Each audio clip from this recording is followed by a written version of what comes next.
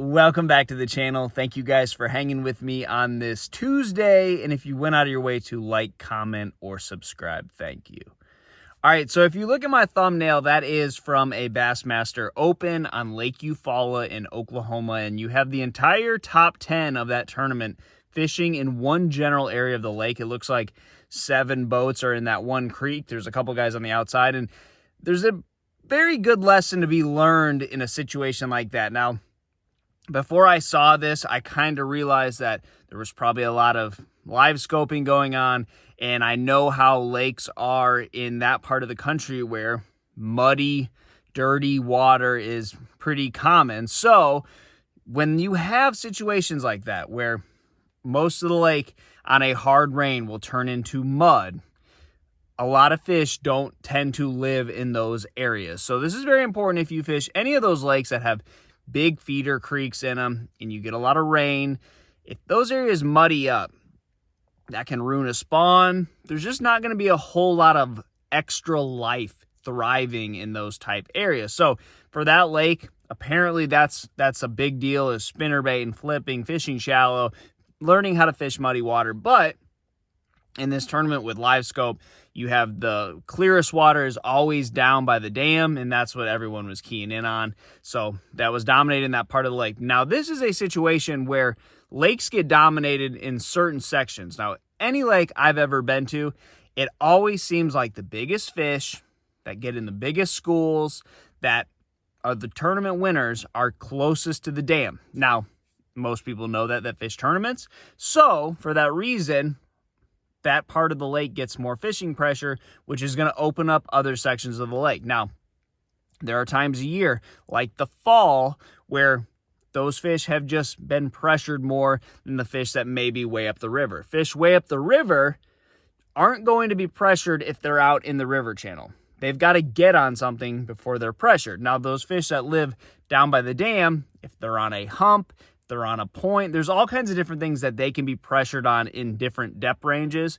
When you get way up a river, they're either going to be shallow or they're not going to be pressured, because there's nothing deep for them really to sit on where guys can hit them with baits. So for that reason, up the rivers tend to do better in the fall, tend to start a little bit better in the earlier times of the year when the water's really cold. So it is very important to note that yes, baits are important. Yes, patterns are important. And there are lakes that are pattern lakes. It doesn't matter what part of it you're in. As long as you're using the right bait and you're doing it how it needs to be done, you're going to do well. But there are also a lot of lakes that I've been to where it's dominated by a certain section, and whatever that may be.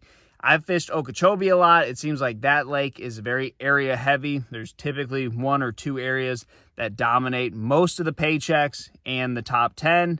And the winning fish come out of the same, it's all one area that tends to dominate. I know the Great Lakes are like that. There'll be one section of lake where a lot of the paychecks come from.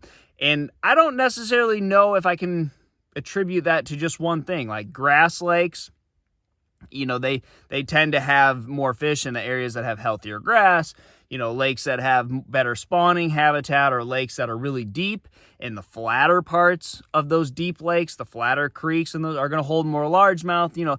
There's things like that do make a big difference, but it just seems like it's always important to know when you're fishing that the grass is always greener, and you need to continue to go seek out the best part of the lake. Now, that is not always the case, though. Again, there are lakes that are pattern lakes. I think of like a Lake Norman, where it's a dock lake, and if you get on the right stretches of docks that have brush or whatever it may be, and you're using the right bait, you're going to do well. But most lakes, there will be a general area of the lake that just has more readily available biting bass, and ones that tend to be bigger. So take that with a grain of salt, but it is important to note that whenever you're out fishing, yeah, your bait's important. Yeah, whatever you're doing, the type of line you've got it on, the rod and reel, how you're fishing it, very, very important.